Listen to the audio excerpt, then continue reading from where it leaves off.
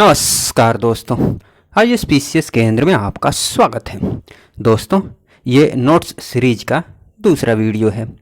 Notes के बारे में डिटेल्स जानकारी मैंने ऑलरेडी दे दी है। अगर आपने उस वीडियो को नहीं देखा है तो डिस्क्रिप्शन बॉक्स में उसका लिंक दिया हुआ है, आप वहाँ से ज़रूर देख लीजिएगा। वीडियो शुरू करने से पहले कुछ आपको दिखाना चाहूँगा मैं। देखिए, मैंने ये पहला वाला वीडियो डाला था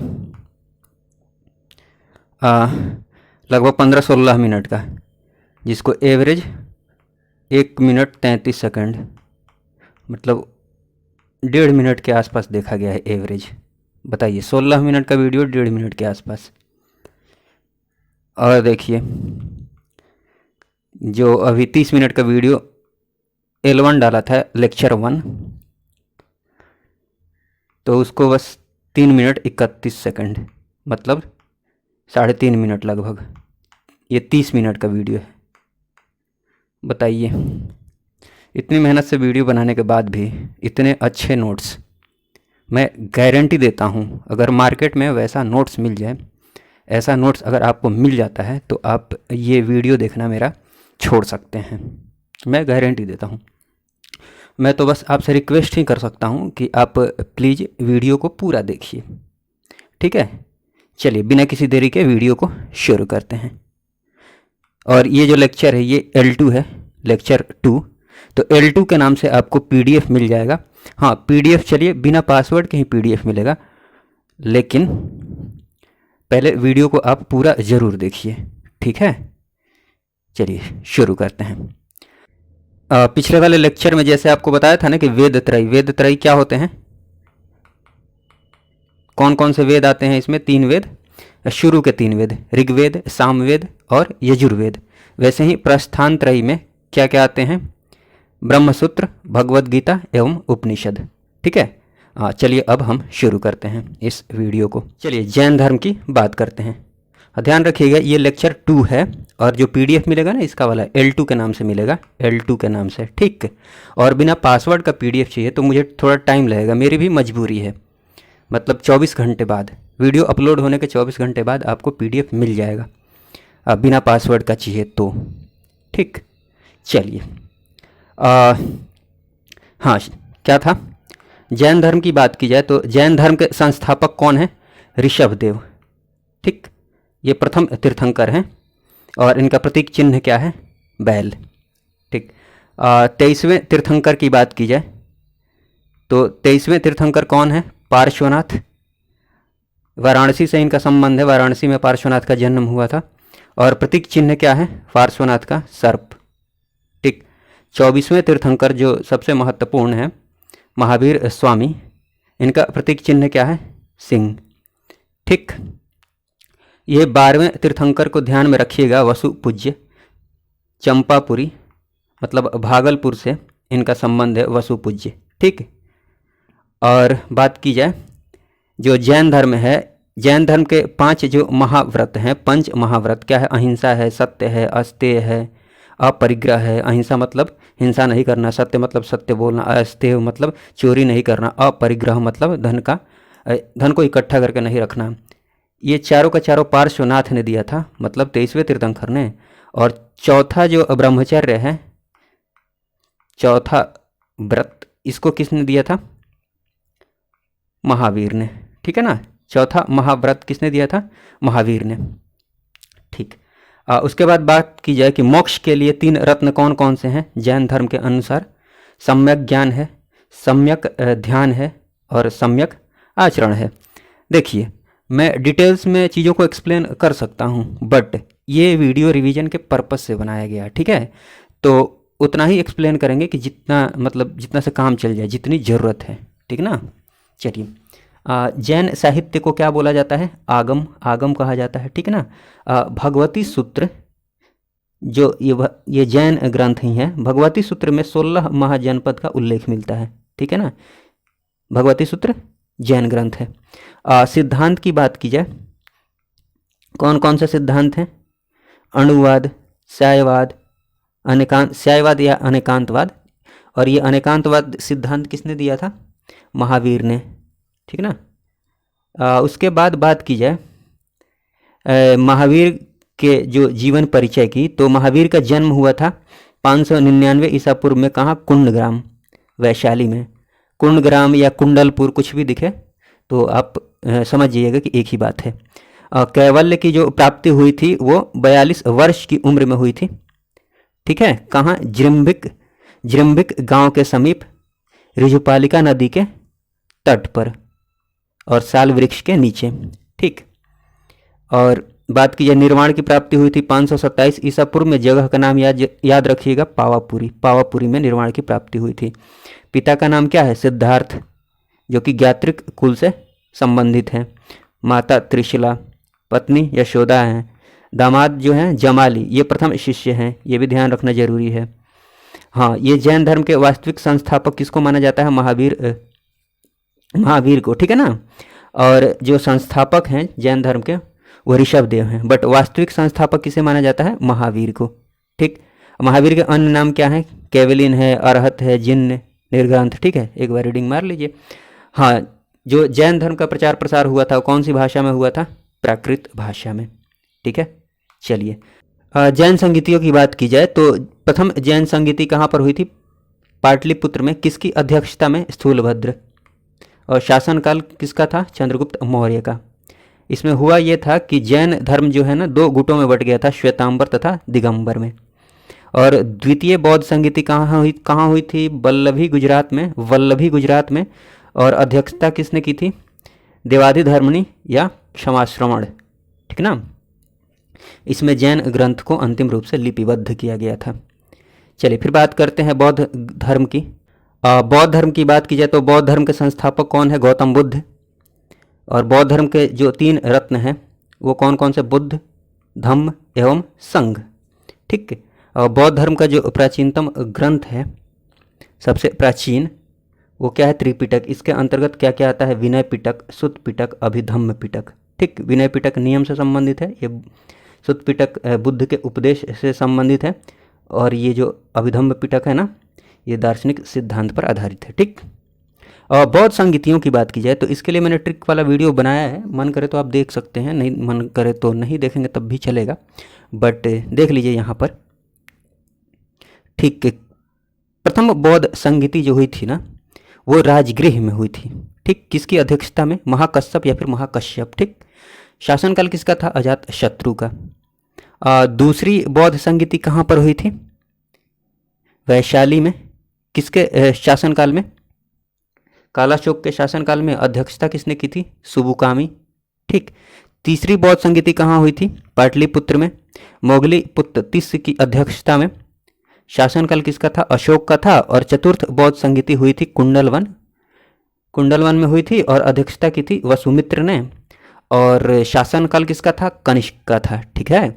और चतुर्थ बौद्ध संगीति में ही बौद्ध धर्म 2 गुटों में बट गया था, हीनयान और महायान में।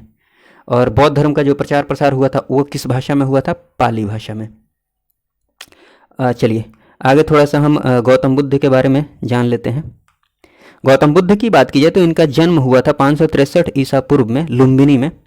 बुद्धत्व की प्राप्ति जो हुई थी वो 528 ईसा पूर्व में हुई थी, 35 वर्ष की आयु में। थोड़ा सा मैथ्स लगाइएगा तो इससे माइनस कीजिएगा तो ये आ जाएगा 35। ठीक। वैशाख पूर्णिमा के दिन बुद्धत्व की प्राप्ति हुई थी बोधि वृक्ष के नीचे, पीपल के वृक्ष के नीचे। कहाँ पर? बोधगया में। ठीक है ना। निर्वाण की प्राप्ति 483 ईसा पूर्व में हुई थी। कहाँ पर? कुशीनगर में। पिता कौन थे? शुद्धोधन, जो शाक्य कुल से संबंधित थे। माता महामाया थी, लालन पालन किया था गौतमी प्रजापति ने। और पत्नी यशोधरा थी, गृह त्याग 35 वर्ष की आयु में किया था। अन्य नाम क्या है? तथागत, मैत्रेय और शाक्य मुनि। ठीक है। चलिए फिर बात की जाए गौतम बुद्ध से संबंधित ही ये तथ्य है कि जो हाथी प्रतीक है ना वो माता के गर्भ में आने का प्रतीक है। ये सब बौद्ध धर्म गौतम बुद्ध से संबंधित फैक्ट्स हैं। ठीक ना। कमल की बात की जाए तो कमल जो प्रतीक है बुद्ध के जन्म का प्रतीक है। घोड़ा जो प्रतीक है गृह त्याग का प्रतीक है। बोधि वृक्ष ज्ञान की प्राप्ति का प्रतीक। धर्म चक्र प्रथम उपदेश का प्रतीक। भूमि स्पर्श इंद्रियों पर विजय का प्रतीक। और 1 करवट सोना महापरिनिर्वाण का प्रतीक है। ठीक है। बात की जाए ये नागसेन ठीक है। देखिए जितनी भी प्राचीन पुस्तकें हैं या फिर, हाँ प्राचीन पुस्तकें कहीं अभी ले लेते हैं। प्राचीन पुस्तकें हैं ना, उनको लास्ट में मैं एक जगह जितनी भी पुस्तकें हैं ना उनके लेखक और पुस्तकों को एक साथ में लिख दूंगा, ठीक, तो प्रॉब्लम नहीं होगी। फिलहाल बीच बीच में कहीं आता है तो परेशान होने की ज़रूरत नहीं है। नागसेन की एक रचना है मिलिंद पान्हो, ठीक है ना। इसमें क्या वर्णन है? बौद्ध भिक्षुक नागसेन एवं यूनानी राजा मिनांडर का दार्शनिक वार्तालाप है ये इसमें, और ये इम्पोर्टेंट भी है। हाँ, अश्वघोष की रचना है। ये दोनों की दोनों बुक बौद्ध धर्म से रिलेटेड है। अश्वघोष की रचना कौन कौन सी है? बुद्ध चरित है, सौदरानंद है, ठीक है ना, सौंदरानंद है, शारिपुत्र प्रकरण है, समझ में आ रहा है। फिर बात की जाए आगे आगे ये है कि बौद्ध धर्म आत्मा में विश्वास नहीं करता था, ठीक है ना, जबकि जैन धर्म में इसकी प्रधानता विद्यमान थी। ठीक, चलिए आगे बात की जाए कि बौद्ध धर्म के जो अनुयायी शासक हुए वो कौन कौन हुए? अजातशत्रु, अशोक, प्रमुखता से यही ध्यान में रखिए। जैन धर्म के जो हुए वो कौन कौन? लिच्छवी नरेश चेतक, चंद्रगुप्त मौर्य और खारवाल, ठीक है ना, ये कलिंग के नरेश कौन? खारवाल। ठीक, आगे बात की जाए कि गौतम बुद्ध ने पहला प्रवचन कहाँ पर दिया था? सारनाथ में, जिसे धर्म चक्र प्रवर्तन के नाम से जाना जाता है, धर्म चक्र प्रवर्तन के नाम से, ठीक ना।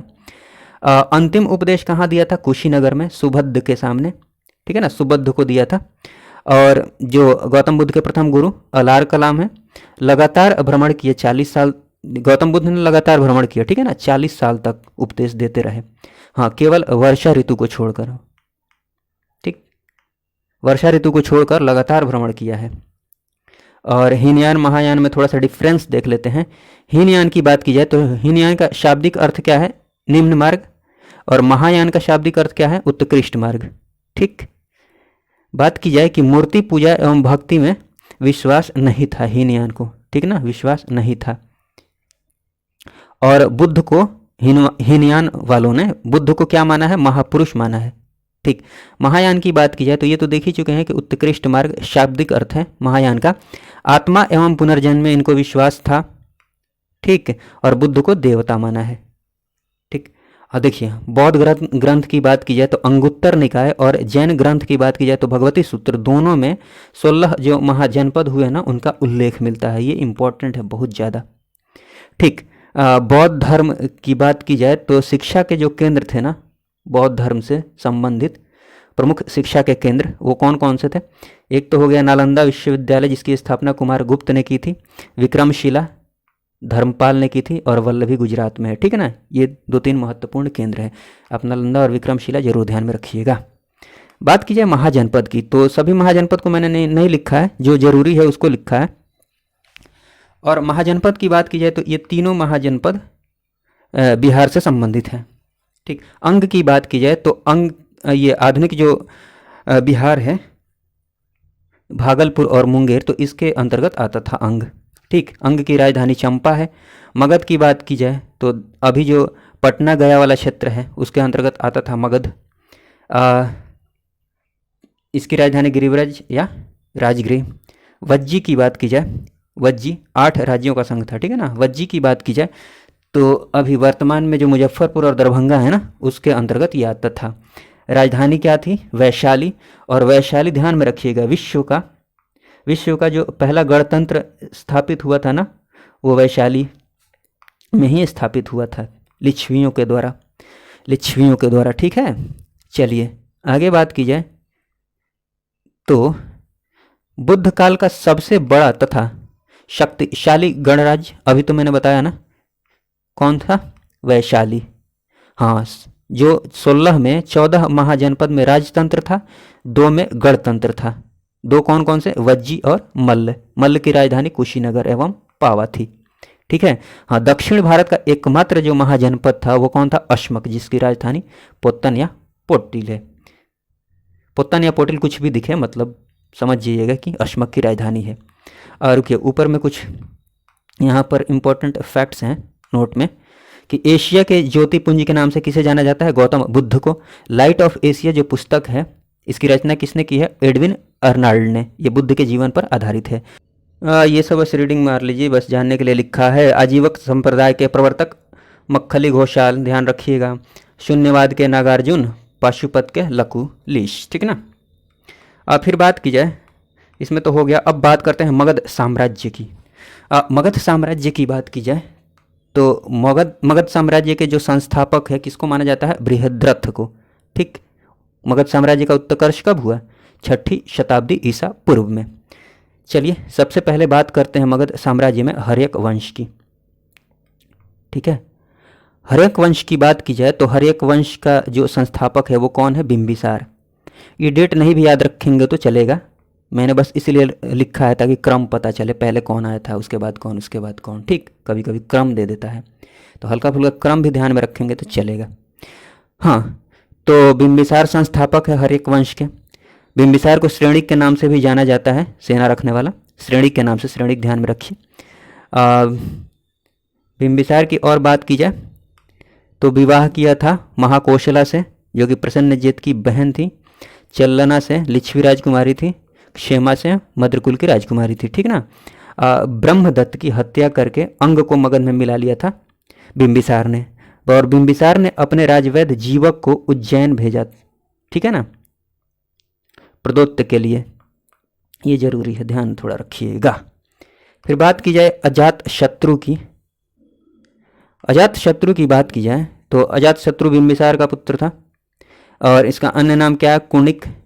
अजात शत्रु का विवाह जो हुआ वो वाजिरा से हुआ, प्रसेनजित की पुत्री से, और वैशाली के युद्ध में महाशीलाकंटक एवं रथमुसल का प्रयोग किया था। ठीक है, वीपीएससी में ये पूछा हुआ भी है, ध्यान रखिएगा। अजात शत्रु को पितृहंता के नाम से भी जाना जाता है। उसके बाद बात की जाए उदयन की। उदयन की बात की जाए तो पाटलिपुत्र की स्थापना की उदयन ने, मतलब मगध साम्राज्य की राजधानी को राजगृह से पाटलिपुत्र स्थानांतरित किया। किसने स्थानांतरित किया? उदयन ने। पहली बार पाटलिपुत्र का राजधानी किसने बनाया? उदयन ने। ध्यान जरूर रखिएगा, बड़ी इंपॉर्टेंट है, बहुत ज़्यादा इंपॉर्टेंट। ठीक है। हाँ, अंतिम शासक कौन रहा? नागदशक। तो अंतिम भी थोड़ा ध्यान रख लीजिएगा। फिर बात करते हैं दूसरे वंश की, शिशुनाग वंश की। तो शिशुनाग वंश की बात की जाए तो शिशुनाग वंश का जो संस्थापक हुआ वो कौन हुआ? शिशुनाग। राजधानी क्या रही? वैशाली। शिशुनाग ने राजधानी क्या रखी थी? वैशाली रखी थी। अवंती को इसने मगध में मिला लिया था शिशुनाग ने। ठीक है। फिर बात की जाए कालाशोक की, तो कालाशोक ने फिर राजधानी को पाटलिपुत्र स्थानांतरित कर दिया। शिशुनाग का ये पुत्र था। ठीक है। अन्य नाम क्या है? काकवर्ण। ठीक। और अंतिम जो शासक रहा वो नंदीवर्धन। फिर बात की जाए नंदवंश की। नंदवंश की बात की जाए तो नंदवंश का जो संस्थापक है वो कौन है? महापद्मनंद। ठीक। अन्य नाम क्या है? उग्रसेन है। सर्व क्षत्रांतक है, मतलब क्षत्रियों का नाश करने वाला। क्षत्रियों का नाश करने वाले से आप ध्यान में रख सकते हैं ये कि जो महापद्मनंद है ना, महापद्मनंद को दूसरे परशुराम के नाम से भी जाना जाता है। ठीक। कलिंग को मगध में मिलाया था महापद्मनंद ने, और एकराट की उपाधि भी ग्रहण की थी। धननंद की बात की जाए तो यह अंतिम शासक रहा नंदवंश का। इसे अग्रमीज के नाम से जाना जाता है। सिकंदर का समकालीन है ये, और चंद्रगुप्त मौर्य द्वारा इसकी हत्या कर दी गई थी। हत्या करके किस वंश की स्थापना की गई थी? मौर्य राजवंश की। ठीक है, चंद्रगुप्त मौर्य के द्वारा। बस रीडिंग लगा लीजिए, ये बस पढ़ लीजिए। ठीक है। चलिए, मौर्य वंश की बात की जाए तो मौर्य वंश का जो संस्थापक है वो कौन है? चंद्रगुप्त मौर्य। ठीक है।